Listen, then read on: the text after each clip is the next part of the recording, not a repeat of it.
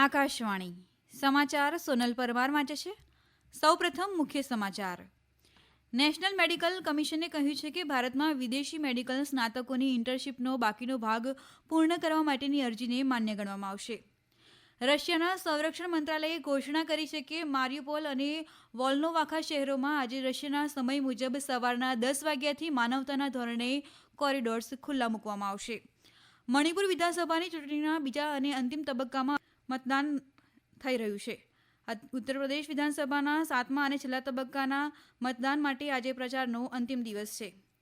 Operation Ganga પૂરજોશમાં ચાલુ હોવાથી અત્યાર સુધીમાં 11,000થી વધુ ભારતીય નાગરિકોને યુદ્ધગ્રસ્ત યુક્રેનમાંથી બહાર કાઢવામાં આવ્યા છે. યુક્રેનમાં એક ન્યુક્લિયર પાવર સ્ટેશન પર તોપમારો થયા બાદ રશિયાએ તેનો કબજો મેળવી લીધો છે. ઓસ્ટ્રેલિયા ક્રિકેટના દિગ્ગજ શેન વોર્નનું 52 વર્ષની ઉંમરે થાઇલેન્ડમાં ગઈકાલે કોહ સમુયમાં શંકાસ્પદ હૃદયરોગના હુમલાના કારણે નિધન થયું છે. વિગતવાર સમાચાર પહેલા સાંભળીએ કોરોના અંગેનો આ સંદેશ.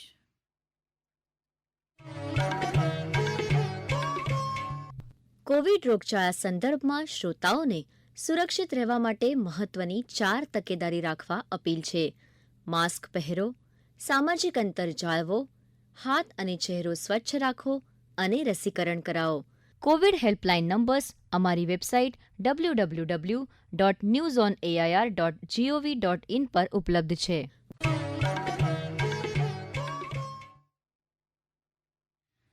સમાચાર વિગતવાર.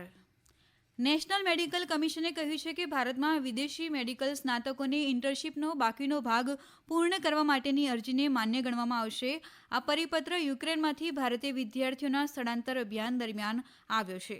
પરિપત્રમાં નેશનલ મેડિકલ એસોસિએશને જણાવ્યું છે કે કેટલાક વિદેશી મેડિકલ સ્નાતકો યુદ્ધ અને કોરોના જેવી અનિવાર્ય પરિસ્થિતિને કારણે ઇન્ટર્નશીપ પૂરી કરી શક્યા નથી. આવા વિદેશી મેડિકલના સ્નાતકોને પીડા અને તણાવને ધ્યાનમાં રાખીને ભારતમાં ઇન્ટર્નશીપનો બાકીનો ભાગ પૂર્ણ કરવા માટેની અરજીને યોગ્ય માનવામાં આવે છે.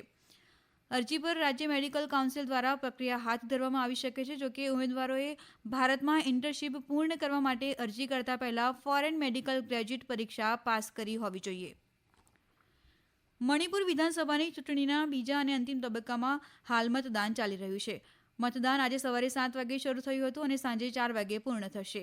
આ તબક્કામાં 10 જિલ્લાઓની 22 વિધાનસભાની બેઠકો પર મતદાન ચાલી રહ્યું છે, જેમાં થાઉબલ, કાકચીન, તમેંગલોંગ, નૌને, જીરીબામ, ચંદેલ, તેગનાઉપાલ, ઉખરુલ, કામજોગ અને સેનાપતિ જિલ્લાનો સમાવેશ થાય છે. 2 મહિલાઓ સહિત 92 ઉમેદવારો ચૂંટણી જંગમાં છે. દરમિયાન પ્રધાનમંત્રી નરેન્દ્ર મોદીએ મણિપુર વિધાનસભા ચૂંટણીના બીજા તબક્કામાં મતદારોને મતદાન કરવાની અપીલ કરી છે. આજે એક ટ્વીટમાં શ્રી મોદીએ કહ્યું છે કે આજે મણિપુર વિધાનસભા ચૂંટણીનો બીજો તબક્કો છે. જેમના મત વિસ્તારોમાં આજે મતદાન થઈ રહ્યું છે તે તમામને તેમણે મોટી સંખ્યામાં મતદાન કરવા અને લોકશાહીના તહેવારોની ઉજવણી કરવા આહવાન કર્યું છે. ઉત્તર પ્રદેશમાં વિધાનસભાના 7મા અને છેલ્લા તબક્કાના મતદાન માટે આજે પ્રચારનો અંતિમ દિવસ છે. ભાજપના અગ્રણી નેતા નરેન્દ્ર મોદી આજે વારાણસી ગ્રામ્ય વિસ્તારમાં એક સભાને સંબોધશે. ભાજપના અગ્રણી નેતા અને ગૃહમંત્રી અમિત શાહ જોનપુરમાં, મલ્હાનીમાં અને પક્ષના અધ્યક્ષ જગત પ્રકાશ નડ્ડા ભદોહીમાં સીતામઢ રેલીમાં ભાગ લેશે. દરમિયાન 9 જિલ્લાઓમાં 54 વિધાનસભા બેઠકો ઉપર સોમવારે મતદાન થશે, જેમાં મઉ, આઝમગઢ, જોનપુર, માચીપુર, વારાણસી, ચંદોલ, મિર્ઝાપુર, સોનભદ્ર અને ભદોહી જિલ્લાઓનો સમાવેશ થાય છે. કુલ 613 ઉમેદવારો ચૂંટણી જંગમાં છે. રશિયાના સંરક્ષણ મંત્રાલયે ઘોષણા કરી છે કે મારિયુપોલ અને વોલ્નોવાખા શહેરોમાં આજે રશિયાના સમય મુજબ સવારના 10 વાગ્યાથી માનવતાના ધોરણે કોરિડોર્સ ખુલ્લા મૂકવામાં આવશે. રશિયાની મીડિયાએ જણાવ્યું છે કે રશિયાના સંરક્ષણ મંત્રાલયે કહ્યું કે રશિયાએ મારિયુપોલ અને વોલ્નોવાખામાંથી નાગરિકો બહાર જઈ શકે તે માટે અને માનવતાના ધોરણે કોરિડોર્સ ખોલવાની ઘોષણા કરી છે. રશિયા અને યુક્રેન વચ્ચેની વાટાઘાટો દરમિયાન આવું નક્કી થયું હતું. જોકે યુક્રેન તરફથી આ અંગેની પુષ્ટિ મળી નથી. ઓપરેશન ગંગા પૂરજોશમાં ચાલુ હોવાથી અત્યાર સુધીમાં 11,000થી વધુ ભારતીય નાગરિકોને યુદ્ધગ્રસ્ત યુક્રેનમાંથી બહાર કાઢવામાં આવ્યા છે. આજે સવારે એક ટ્વીટમાં વિદેશ રાજ્યમંત્રી વી મુરલીધરે ઓપરેશન ગંગામાં સતત સહયોગ આપવા બદલ ભારતીય મિશનો, વિદેશ સરકારો અને સ્વયંસેવકોનો આભાર માન્યો હતો. આ પહેલાં ગઈકાલે વિદેશ મંત્રાલયે કહ્યું હતું કે અત્યાર સુધીમાં 20,000થી વધુ ભારતીયોએ યુક્રેનની સરહદો છોડી દીધી છે. વિદેશ મંત્રાલયના સત્તાવાર પ્રવક્તા અરિંદમ બાગચીએ જણાવ્યું છે કે છેલ્લા 24 કલાકમાં 18 ફ્લાઇટ્સ ભારતમાં આવી છે, જેમાં આશરે 4,000 ભારતીયો ઓનબોર્ડ છે. તેમણે કહ્યું કે યુક્રેનના પાડોશી દેશોમાંથી અત્યાર સુધીમાં કુલ 48 ફ્લાઇટ્સ આવી છે. આગામી 24 કલાકમાં 16 ફ્લાઇટ્સ નિર્ધારિત છે, જેમાં 4 IAFના C-17 એરક્રાફ્ટનો સમાવેશ થાય છે. યુક્રેનમાં એક ન્યુક્લિયર પાવર સ્ટેશન પર તોપમારો થયા બાદ રશિયાએ તેનો કબજો મેળવી લીધો છે. યુરોપના સૌથી મોટા ઝપોરિજિયા પરમાણુ પ્લાન્ટમાં આગ ફાટી નીકળી હતી. યુક્રેને કહ્યું છે કે રશિયન સૈનિકો દ્વારા ગોળીબાર કરવામાં આવ્યો હતો. અધિકારીઓના જણાવ્યા મુજબ હાલમાં સુરક્ષિત છે અને વિકિરણનું સ્તર સામાન્ય છે. વિશ્વના નેતાઓએ રશિયા પર મહાદ્વીપની સુરક્ષાને ખતરામાં પહોંચાડવા માટેનો આરોપ લગાવ્યો છે. યુક્રેનના રાષ્ટ્રપતિએ રશિયા પર પરમાણુ આતંકનો આરોપ લગાવ્યો છે. અમેરિકાના રાષ્ટ્રપતિ જો બાઇડને મોસ્કોથી આસપાસની તેની સૈન્ય પ્રવૃત્તિઓ બંધ કરવા વિનંતી કરી છે. કેનેડાના પ્રધાનમંત્રી જસ્ટિન ટ્રુડોએ કહ્યું કે રશિયા તરફથી ભયાનક હુમલાઓ તાત્કાલિક બંધ થવા જોઈએ. યુક્રેનના પ્રધાનમંત્રી બોરિસ જોન્સને કહ્યું કે આ હુમલો સમગ્ર યુરોપની સુરક્ષાને સીધો ખતરો બનાવી શકે છે. તેમણે ત્રણેય નેતાઓએ યુક્રેનના રાષ્ટ્રપતિ વોલોદિમીર ઝેલેન્સ્કી સાથે ફોન પર વાત કરી હતી. દરમિયાન ઝેલેન્સ્કીએ કહ્યું કે રશિયા ચેર્નોબિલનું પુનરાવર્તન કરવા ઈચ્છે છે, જે 1986માં વિશ્વની સૌથી ભીષણ આપત્તિ હતી. યુક્રેનના પરમાણુ નિરીક્ષકના જણાવ્યા મુજબ પ્લાન્ટના 6 પાવર યુનિટમાંથી એકની આસપાસની ઇમારતોને તેની સલામતીને અસર કર્યા વિના નુકસાન થયું છે. આ સમાચાર આપ આકાશવાણી પરથી સાંભળી રહ્યા છો. ઓસ્ટ્રેલિયા ક્રિકેટના દિગ્ગજ શેન વોર્નનું 52 વર્ષની ઉંમરે થાઇલેન્ડમાં ગઈકાલે કો સમુયમાં શંકાસ્પદ હૃદયરોગના હુમલાને કારણે નિધન થયું છે. વોર્નના ક્રિકેટ ઇતિહાસમાં સર્વશ્રેષ્ઠ ક્રિકેટરોમાંથી એક સફળ ક્રિકેટર માનવામાં આવતા હતા.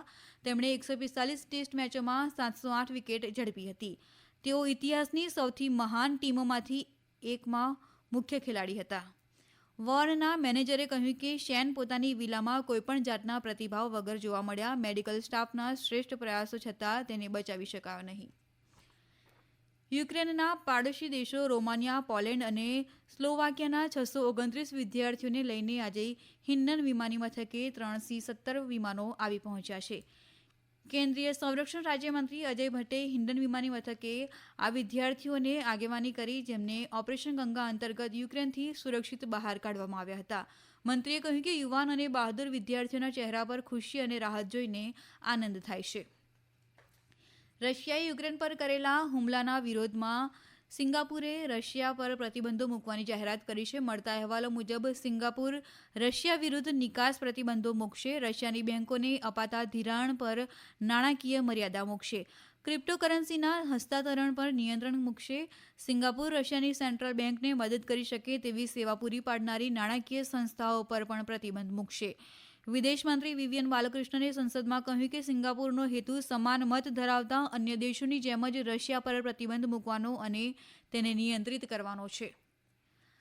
પર્યાવરણ, વન અને આબોહવા પરિવર્તન મંત્રી ભૂપેન્દ્ર યાદવે કહ્યું છે કે રાષ્ટ્રસંઘ પર્યાવરણ કાર્યક્રમ UNEPને આંતરરાષ્ટ્રીય સહકારને મજબૂત બનાવવા અને પર્યાવરણીય પડકારોનો સામનો કરવા માટે સામૂહિક પગલાંને પ્રોત્સાહન આપવું જોઈએ. ગઈકાલે નૈરોબીમાં રાષ્ટ્રસંઘ પર્યાવરણ કાર્યક્રમ UNEPના 50મા સત્ર પર રાષ્ટ્રીય નિવેદન બહાર પાડતા શ્રી યાદવે જણાવ્યું હતું કે મહત્વપૂર્ણ પર્યાવરણીય પડકારોનો સામનો કરવા માટે ભારત 1972થી રાષ્ટ્રસંઘ પર્યાવરણ કાર્યક્રમ સાથે સંકળાયેલું છે. શ્રી યાદવે કહ્યું કે UNEP પર્યાવરણ ક્ષેત્રે અગ્રણી વૈશ્વિક સંસ્થાઓમાંની એક છે અને તેને અમલમાં મૂકવાના માર્ગો પર ધ્યાન કેન્દ્રિત કરવું જોઈએ. તેમણે કહ્યું કે આર્થિક, ટેકનોલોજી ટ્રાન્સફર અને ક્ષમતા નિર્માણની જોગવાઈ એ સુનિશ્ચિત કરશે કે આ સમજૂતીઓનો અમલ વિકાસશીલ દેશો માટે ભારરૂપ નથી, પરંતુ પૃથ્વીને હરિયાળો અને સ્વસ્થ બનાવવાનો માર્ગ મોકળો કરશે. અંતમાં મુખ્ય સમાચાર ફરી એકવાર.